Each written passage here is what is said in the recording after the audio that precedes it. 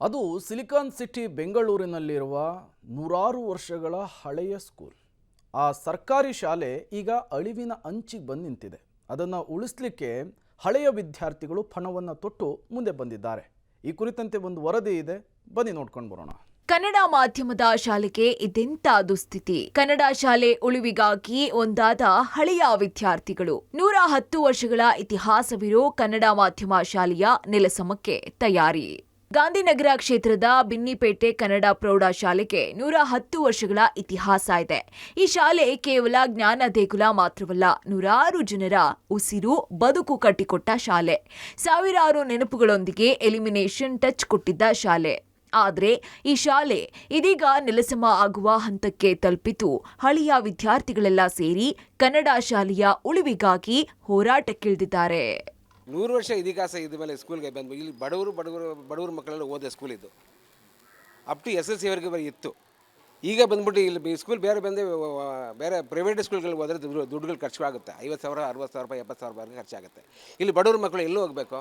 ಇದನ್ನು ಸ್ಕೂಲ್ನ ಬಂದರೆ ಡೆವಲಪ್ ಮಾಡಿ ಕೊಡ್ತೀನಿ ಅಂದ್ಬಿಟ್ಟು ಕೊಟ್ಬಿಟ್ಟು ತಿರ್ಗಾ ಈ ಥರ ಮಾಡಿದ್ರೆ ಈ ಮಕ್ಕಳೆಲ್ಲ ಎಲ್ಲೂ ಹೋಗ್ಬೇಕು? ಸ್ಕೂಲಲ್ಲಿ ಇರೋದ್ಮೇಲೆ ಈ ಏರಿಯಾದಲ್ಲಿ ಬಂದು ಇಷ್ಟೊಂದು ಜಾಗ ಬೇರೆ ಎಲ್ಲೂ ಇಲ್ಲ. ಸರ್, ಈ ಸ್ಕೂಲ್ನ ಯಾರು ಮೇಂಟೈನ್ ಈ ಸ್ಕೂಲ್ ಬಂದು ಮೇಂಟೈನ್ ಮಾಡ್ತಾರೋ ET ದವರು.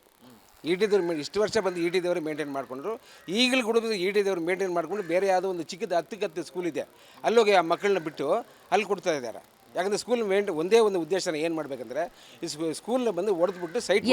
ಬಿನ್ನಿಪೇಟೆ ವಾರ್ಡ್ 121ರಲ್ಲಿರುವ ಈ ಶಾಲೆಯನ್ನ ಮಹಾರಾಜರು ಕಟ್ಟಿಸಿದ್ರು. ನಂತರ ಈ ಶಾಲೆಯನ್ನ ಬಿನ್ನಿ ಲಿಮಿಟೆಡ್ ಕಂಪನಿಗೆ ಹಸ್ತಾಂತರ ಮಾಡಿ ಅರ್ಧ ಎಕರೆಗೂ ಹೆಚ್ಚು ಜಾಗವನ್ನ ಶಾಲೆಗಾಗಿ ಮೀಸಲಿಟ್ಟು ಭೂಮಿ ನೀಡಿದ್ರು.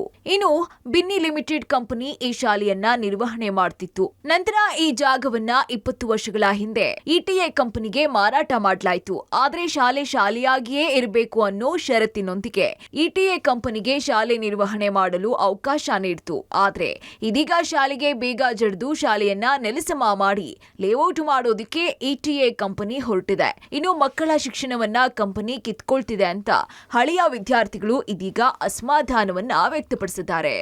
ಆ ಮೇಷ್ಟ್ರು ನಾವಲ್ಲಿ ಸ್ಕೂಲ್ ನೋಡಕ್ ಹೋದಾಗ್ಲೂ ನಮಗೆ ಒಳಗೆ ಬಿಡಲಿಲ್ಲ. ಯಾಕೆ ಅಂದರೆ ನಾನು ಈ ಸ್ಕೂಲ್ ಇದ್ರ ಬಗ್ಗೆ ಮಾಡ್ತಾ ಇದ್ದೀನಿ ಅಂತ ಅವ್ರಿಗೆ ಗೊತ್ತಾಗಿ ನನಗೇನು ಅದ್ರ ಬಗ್ಗೆ ಇನ್ಫಾರ್ಮ್ ಕೊಟ್ಟಿಲ್ಲ.